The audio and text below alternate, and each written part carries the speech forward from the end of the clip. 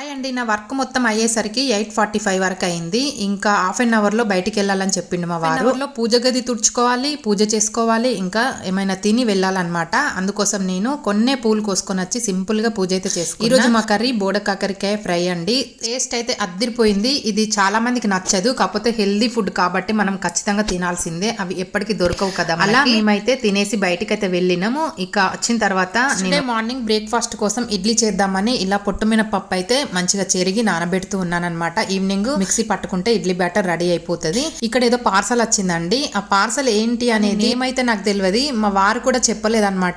మీ ఇంట్లో కూడా అలాంటి వస్తువు ఉందా లేదా నాకు కామెంట్ బాక్స్ లో కామెంట్ చేయండి. దేనికి యూజ్ చేస్తారనేది కూడా నాకు చెప్పాలి మీరు. ఓకేనా ఫ్రెండ్స్? ఈవినింగ్ 4 అవుతుంది. ఇల్లంతా ఉడ్చుకొచ్చిన, ఇంకా పాపకి పపాయ కట్ చేసి ఇచ్చేసిన. బోడకాకరకాయ ఫ్రై ఎలా చేసిన అనేది ఫుల్ వీడియోలో నేను ఛానల్ నేమ్ కింద ఇస్తాను, చూడండి ఫ్రెండ్స్. వీడియో నచ్చితే లైక్ చేసి సబ్స్క్రైబ్ చేసుకోండి. Thank you.